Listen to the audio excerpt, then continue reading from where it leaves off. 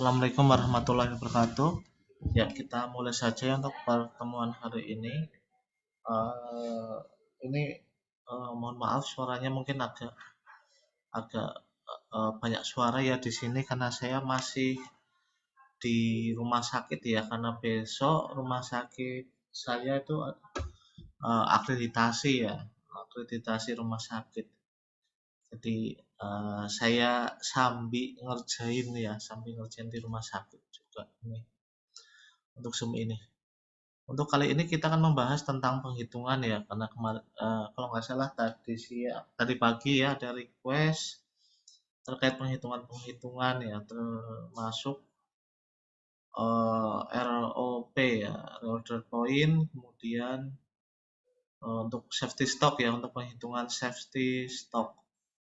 Sebenarnya kalau untuk teman-teman kan sudah saya kasih panduan di Juknis, pelayanan kefarmasian di rumah sakit. Di situ sudah lengkap ya, dari proses pengadaan awal sampai proses pengendalian obatnya. Kalau membaca di situ aja sudah cukup ya, karena untuk ujian terutama untuk tenaga teknis kefarmasian paling muter-muternya ya udah materi tentang itu saja. Tetapi karena ada permintaan,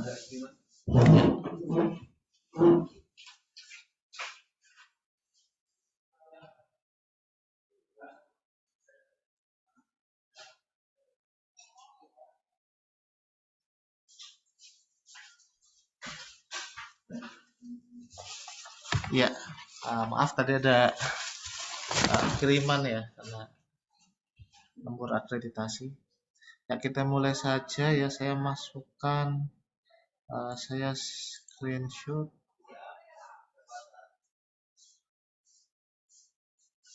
Rencana kebutuhan obat ya.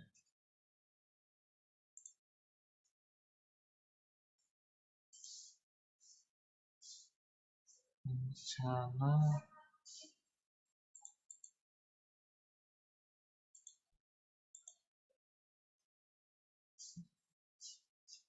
ya, sudah terlihat belum ya? Mungkin kalau ada pertanyaan bisa langsung di kolom chat atau nyalakan hostnya. Sebentar. Ya, kali ini kita akan membahas tentang rencana kebutuhan obat ya. Ini sebenarnya lebih ke arah manajemen farmasi ya, jadi proses manajemen farmasi. Ya, jadi tujuan dari perencanaan ini untuk memperkirakan jenis dan jumlah obat yang mendekati kebutuhan dan mendekatkan penggunaan obat secara rasional. Maaf di sini hujan ya, mungkin suaranya agak terganggu. Ya, kita langsung aja ke rumusnya ya. Rumus untuk metode konsumsi.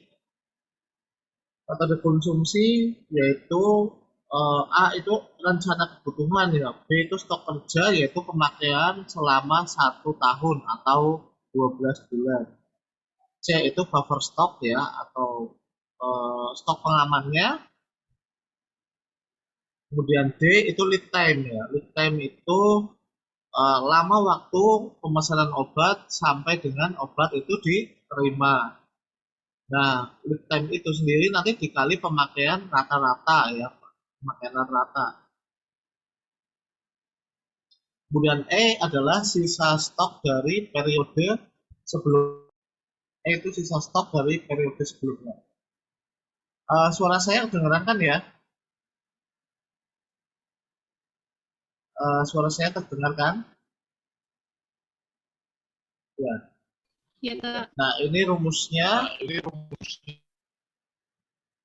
Oh ya, ya karena di sini hujan, oh putus-putus ya.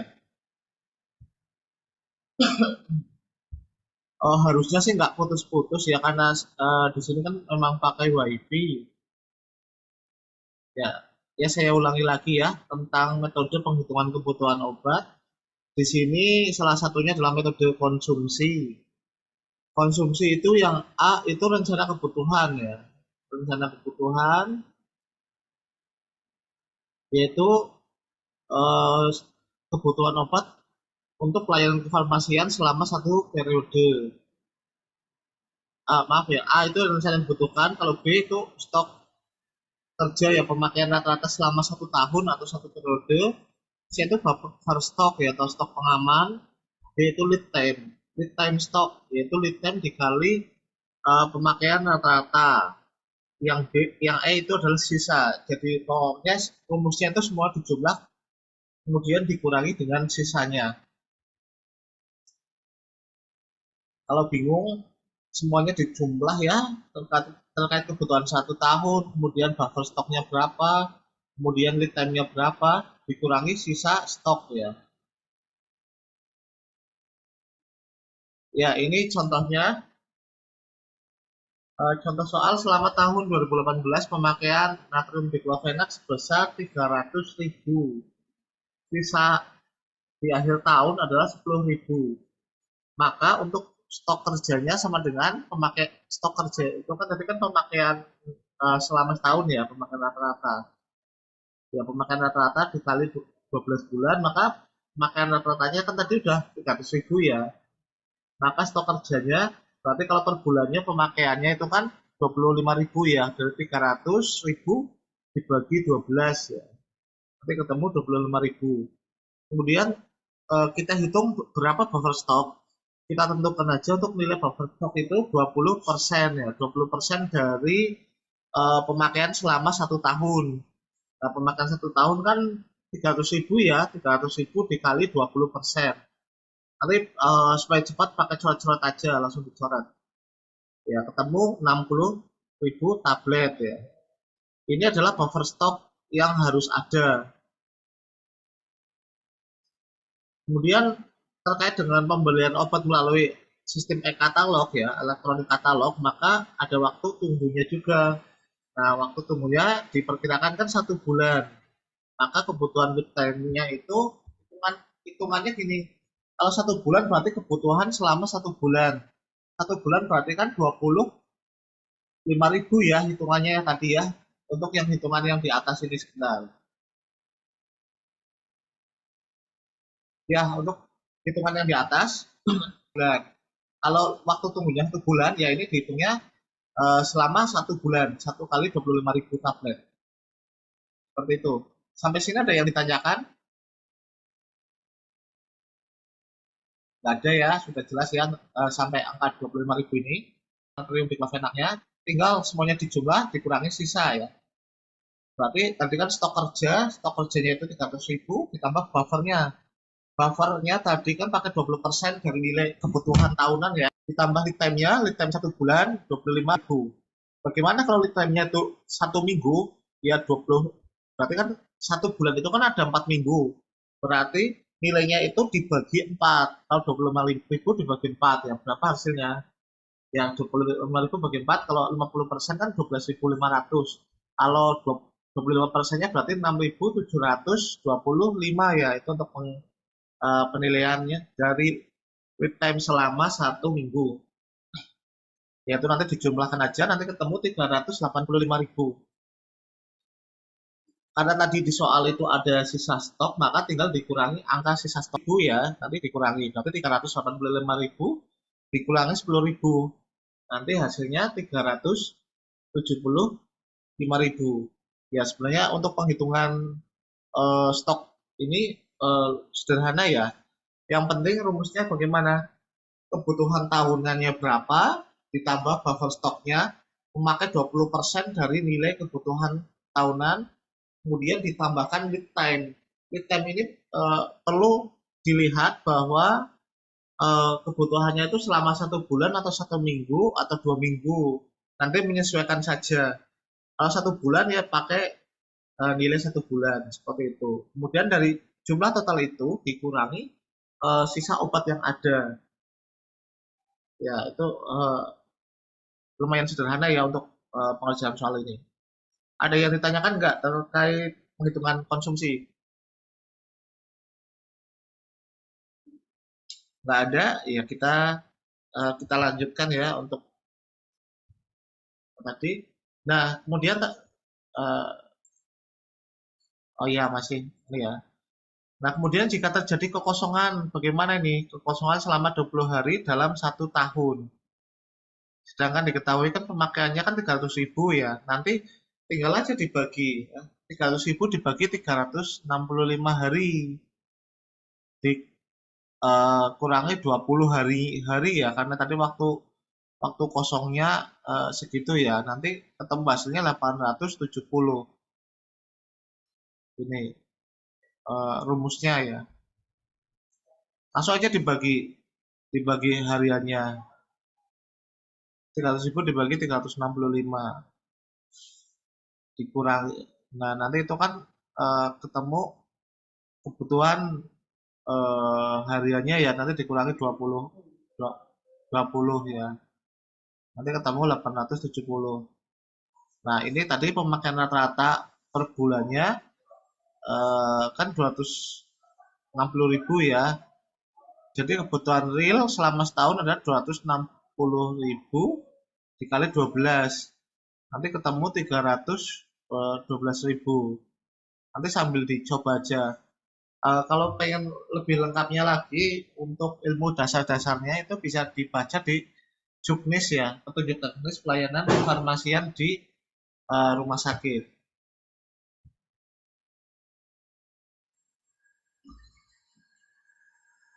Kemudian ada namanya metode morbiditas ya. Morbiditas yaitu kebutuhan obat berdasarkan pola penyakitnya. Jadi memperkirakan kebutuhan obat kejadian penyakit yang terjadi serta pertimbangan pola dasar pengobatan untuk penyakit tertentu. Jadi kita mengikuti dasar pengobatan ya atau kalau biasanya disebut panduan praktek klinis atau PPK ya. Kalau di rumah sakit namanya PPK. Nah ini contohnya dosis umum yang direkomendasikan pada anak adalah 30 kilo. Untuk berat badan 30 kilo adalah 50 sampai 100 miligram per oral 2 kali sehari. Jumlah pusatnya itu diperkirakan itu rata-rata 30 kilo, maka berapa penghitungan kebutuhannya? Ya, tadi kan di soal sudah ada ya, kasusnya itu ada 100. Berarti kalau kasusnya 100 kita hitung per anaknya ya, satu anak itu kan kebutuhannya sampai 100 miligram. Berarti kita anggap 100 miligram. 100 miligram. Ya, ini 100 miligram dikali 2 karena pembeliannya kan 2 kali 1 ya. Dikali 5 hari ya. Kenapa? Karena antibiotik itu pemberiannya sampai 5 hari. Nanti ketemu hasilnya 1000 miligram kebutuhan. Itu untuk satu orang selama periode dia berobat ya. Karena dalam satu botol Cefixime itu mengandung 100 miligram per 5 mililiter, maka kan kandungannya berarti 160 miligram dibagi 5 mili dikali 60 mili ya karena satu botolnya kan isinya 60 mili. Maka dibutuhkan Cefixime satu botol itu mengandung 1.200 miligram Cefixime. Nah, maka tinggal dijumlah aja, maka kebutuhan Cefixime yang diperlukan berarti 1.000 miligram dibagi satu botolnya ya, satu botol kan mengandung 1.200 dikali satu botol. Hasilnya kan 0,8. Maka dibulatkan ke atas kan nggak mungkin kita penghitungannya itu pakai eh, koma-komaan ya. Jadi kita bulatkan kebutuhan adalah satu botol. Ya, itu satu botol itu per kasus ya. Nanti kalau ada 100 kasus berarti ada 100 botol karena 10 1 dikali 100. Nah, begitu untuk penghitungan morbiditas ya. Mungkin apakah ada yang ditanyakan dari metode morbiditas ini?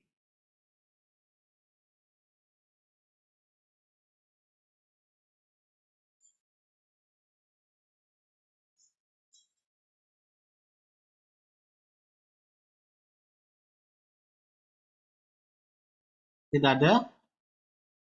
Ya kalau tidak ada kita lanjutkan ya untuk yang berikutnya.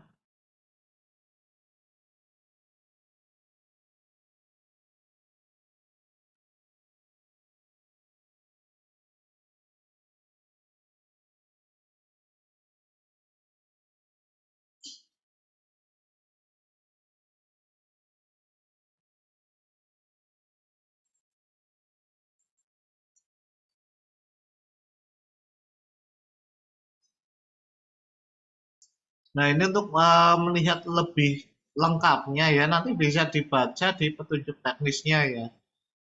Di bagian metode penghitungan RKO, rencana kebutuhan obat, ini di urutan di halaman 17 ya. Ini saya juga menyadur untuk soal-soal ini ya. Ini untuk versi panjangnya nanti pengen belajar di sini juga ada. Ini sudah lengkap ya di sini terkait dengan penghitungan morbiditasnya.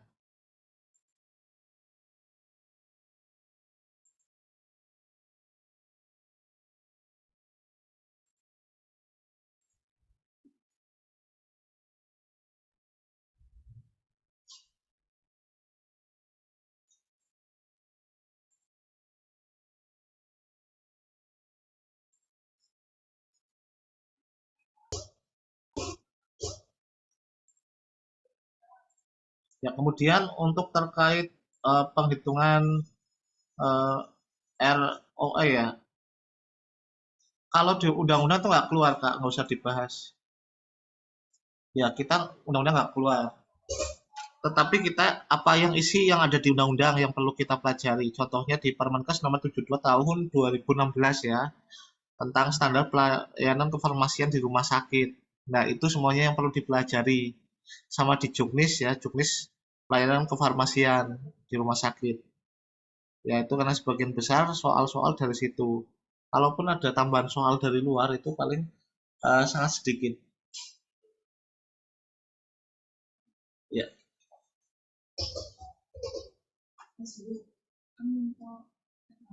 ya, ya. Ketika ya, ya kok kalau ada stok apa enggak? Ada stok dulu. Biasanya ada stok. Ya maaf ya ada konsultasi terkait obat. Ya. Nah ini kemudian untuk sudah kelihatan ya reorder point ya. Saya mengambil beberapa PowerPoint yang ada untuk penghitungan reorder point. Karena ada pertanyaan tentang itu ya. Reorder point yaitu kebutuhan kebutuhan per hari dikali waktu tunggunya ya. Itu dari rumus reorder point ya. Bagaimana kita tahu kebutuhan hariannya? Kebutuhan harian dengan cara kita kebutuhan tahunannya dibagi jumlah hari kerja per tahun. Perlu diingat di sini hari kerjanya itu perlu dihitung hari Minggu atau tidak ya. Ini perlu diperhatikan. Biasanya sih untuk penghitungan hari kerja tidak 365 ya, tapi bergantung pada soal. Tapi saya rasa untuk penghitungan reorder point itu tidak keluar lah ya. Kalaupun keluar ya paling rumus yang bagian atas ini ya. Order point-nya adalah kebutuhan harian dikali waktu tunggu dan biasanya sudah terlihat angkanya. Tinggal dikalikan aja. Intinya kalau order point itu kapan kita waktu untuk mengorder lagi. Ya, kita hitung kebutuhan dan waktu tunggunya. Itu aja sih terkait dengan ROP.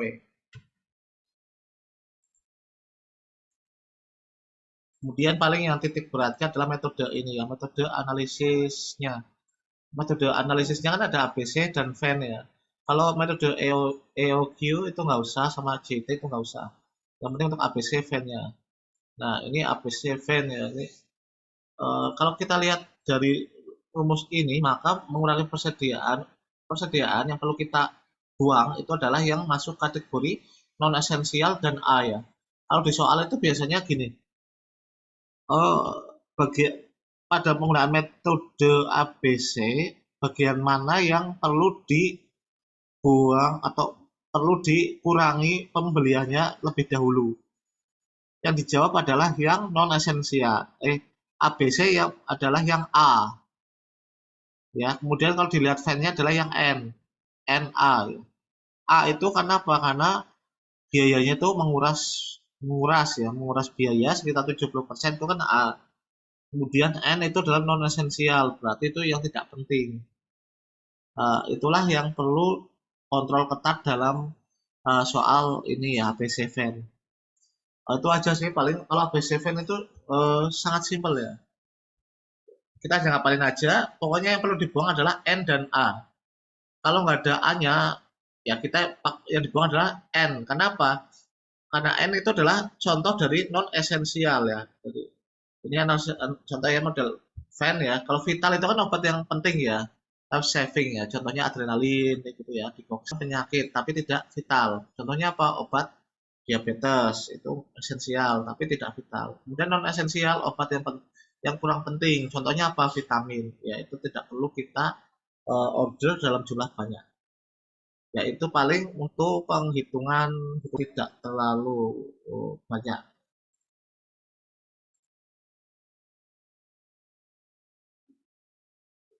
Kalau ingin rumus panjangnya ya untuk metode konsumsi, uh, kita bisa pakai yang ini nih.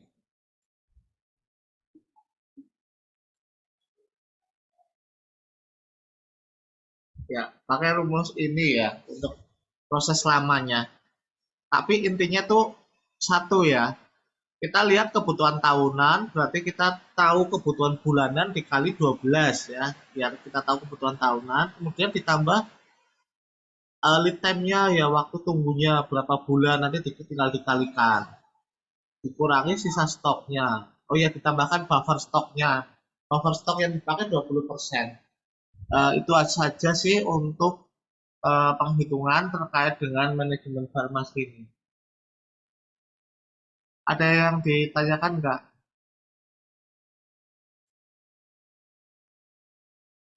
Silakan jika ada yang ditanyakan.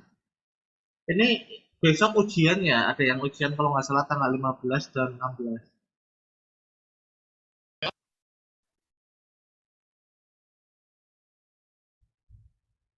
Silakan kalau ada yang masih kurang jelas bisa ditanyakan ya untuk soal penghitungannya.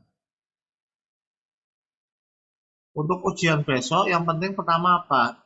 Pertama harus tenang, kemudian posisi menentukan prestasi ya. Kalau teman-teman di sini itu alergi dingin pakai AC, ya nanti langsung segera masuk pertama, cari tempat yang jauh dari AC.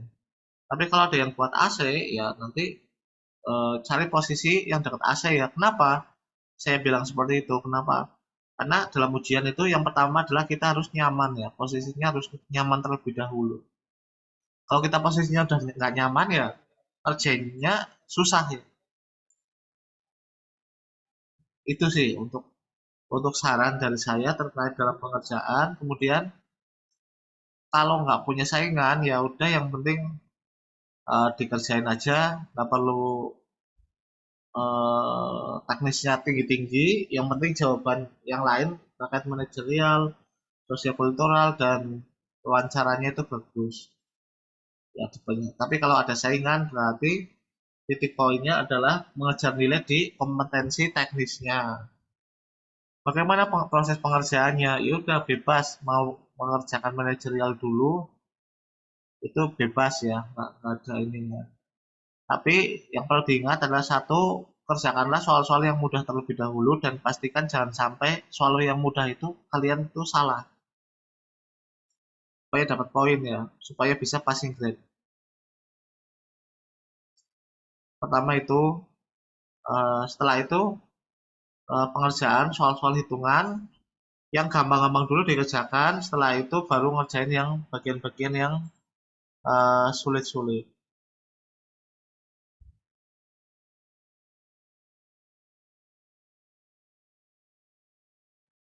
Kemudian kalau kurang dari 10 menit ya kalian hitung atau posisi kalian yang dekat sama jam atau kalian hitung ya di kertas coret-coretan nanti kira-kira 10 menit terakhir itu di jam berapa ya. Nanti otomatis waktu 10 menit itu kan nantinya kalian harus maksimalkan untuk pengerjaan wawancara ya, jangan sampai gagal di wawancara. Kalau wawancara pilihannya sangat baik atau sangat setuju atau sangat tidak setuju kayak gitu aja. Pilihannya A dan E aja. Ya, itu terkait dalam pengerjaan ya. Insya Allah asal teman-teman ngerjainnya tenang, nggak kalau bahasa Jawa itu gerasa gerusu ya. Ya insya Allah bisa dapat nilai yang baik lah. Karena materinya ya paling itu aja ya untuk yang di standar pelayanan. Kalau untuk soal-soal tenaga teknis kefarmasian, hampir semuanya itu masih masih hal teknis ya, teknis tapi yang ke arah farmasi klinis. Tidak perlu belajar tentang undang-undang dan sebagainya, tidak perlu. BPJS juga nggak perlu ya, kita nggak melihat itu karena teknis ya.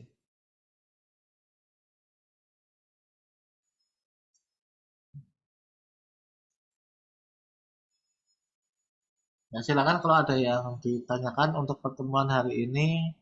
Mungkin saya hanya mereview saja ya, mereview dan memberikan saran-saran terkait bagaimana pengerjaannya. Ya, perlu diingat lagi, manajerial itu kita itu sebagai pemimpin ya, pemimpin kalau kita punya bawahan, kita harus bisa memanage bawahan kita bagaimana supaya kita bisa adil dalam pembagian tugasnya, dan kita juga kalau punya bawahan kita harus bisa membaca si A itu potensinya di bidang A, si B di bidang B kayak gitu ya. Nanti di soal itu harus bisa menyesuaikan kemampuan dari orang yang kita pimpin.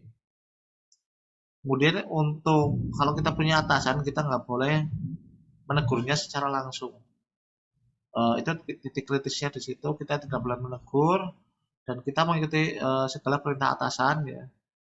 Jika atasan melakukan kesalahan, maka laporkan ke pihak yang berwenang ya, bukan kita menggurui atau kita ngasih teguran langsung, itu nggak boleh.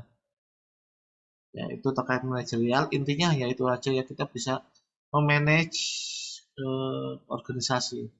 Kemudian kalau sosiokultural kita harus punya kemampuan dan memiliki rasa ingin tahu ya untuk bisa tetap maju. Ya, kita harus maju dalam menghadapi segala rintangan. Kita juga harus pandai dan kita mau belajar tentang update tentang teknologi. Karena kadang soal-soalnya itu tentang teknologi-teknologi. Oh iya, kemudian terkait penghitungan BSA ya, untuk obat-obat kemoterapi itu perlu dihafalkan rumusnya karena itu udah soal langganan ya, soal langganan terkait penghitungan itu BSA. Kalau pengenceran mungkin nggak selalu keluar ya, tapi kalau yang BSA itu selalu keluar ya untuk teman-teman yang tenaga teknis kefarmasian. Ya, rumusnya udah ada ya. Pertemuan sebelumnya saya sudah memberikan tentang BSA. Untuk yang ujian besok, ya mungkin untuk hari ini nggak usah terlalu terforsir ya, kita baca aja sekilas, tenangkan pikiran. Karena kalau H-1 itu udah waktunya kita harus slow, relax ya, tidur tidur eh, jangan terlalu malam ya. Kenapa? Nanti besok pusing. Kalau pusing susah untuk ngerjainnya. Ya, ya silakan jika ada yang ditanyakan.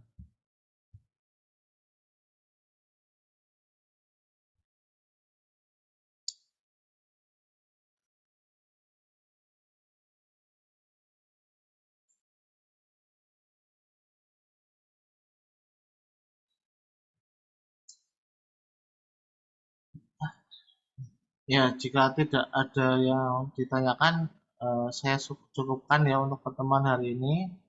Mungkin kalau ada eh, pertanyaan mungkin bisa di WA aja nggak apa-apa,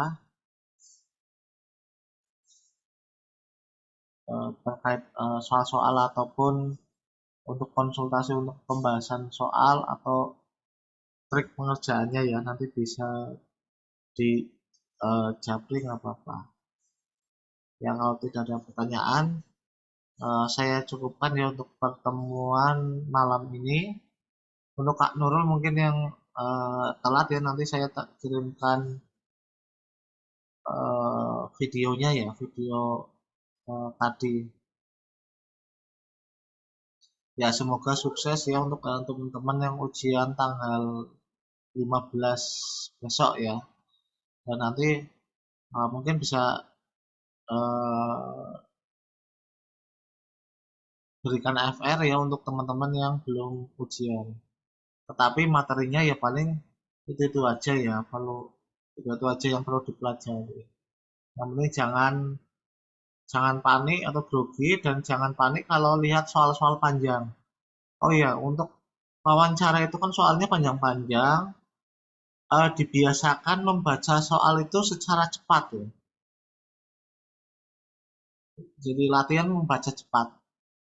Gunanya untuk apa? Untuk meminimalisir waktu pengerjaan soal non teknis ya, supaya punya waktu lebih untuk menambah poin di teknisnya. Ya, itu saran dari saya. Ya, semoga bermanfaat dan semoga semua bisa dapat NIP ya. Nah, sekian pertemuan hari ini. Wassalamualaikum warahmatullahi wabarakatuh.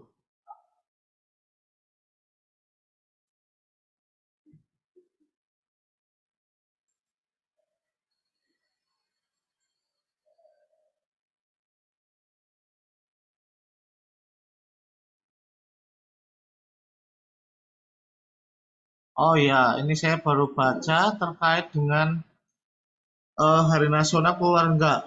Hari Nasional tuh nggak keluar ya. Kalau itu khusus untuk SKB. Dan tanggal Nasional Kesehatan kira-kira keluar enggak keluar. Ya, jadi kita nggak perlu mempelajari tentang Hari Nasional dan tanggal nasional. Kecuali kalau pengen belajar SKB. Itu Kak, harus sekian.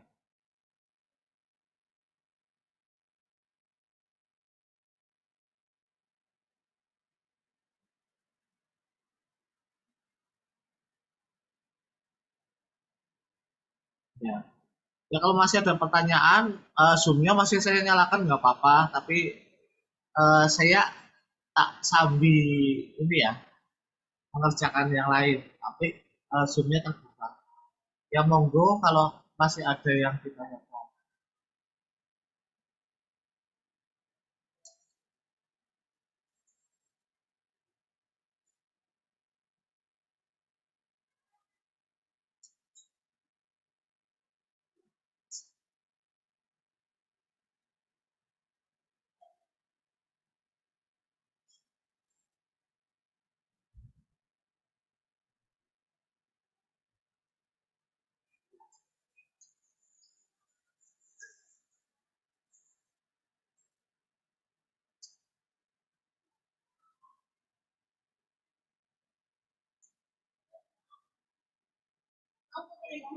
Ya,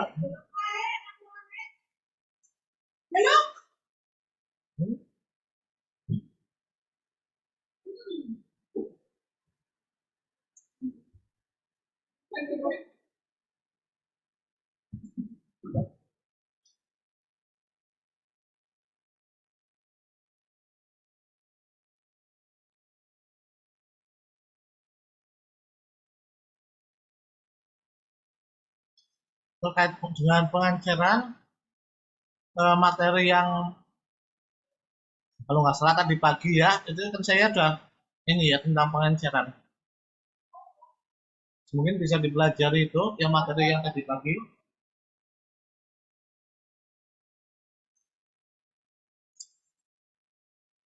Tapi dalam pengerjaannya poinnya di sini ya.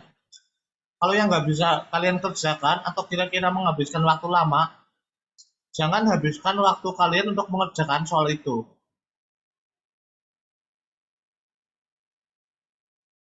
Kerjakanlah soal yang bisa kalian kerjakan. Kenapa? Yang kalian cari adalah poin. Kita nggak bisa untuk benar semua,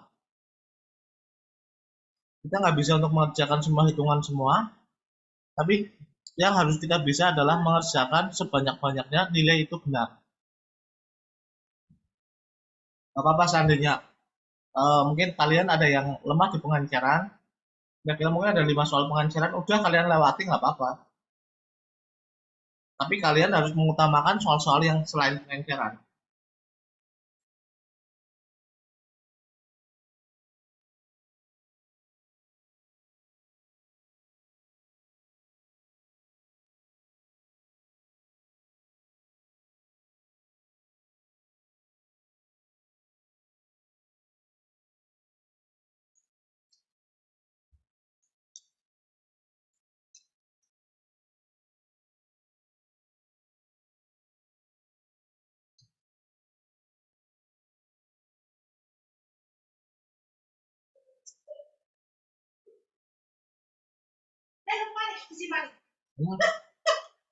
Ya. Terima kasih. Ya.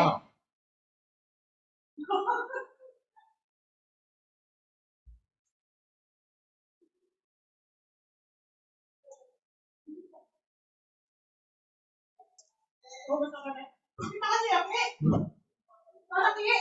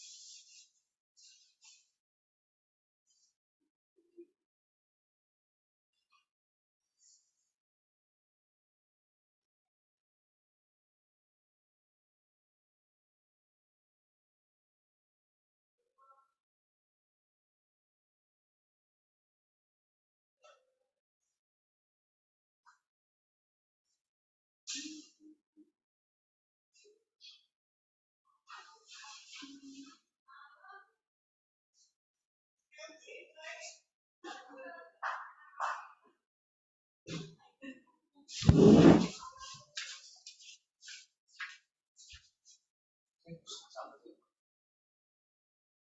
ya? Orang sih mau siapa?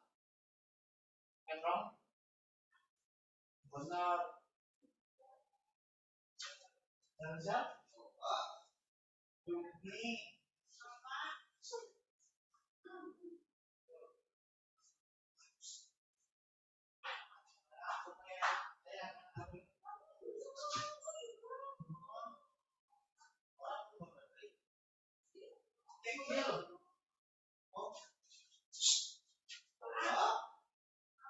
Oh, Emang ya?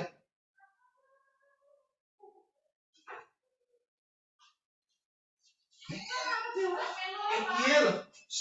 Kayak apa ya tembok-tembok. Serius.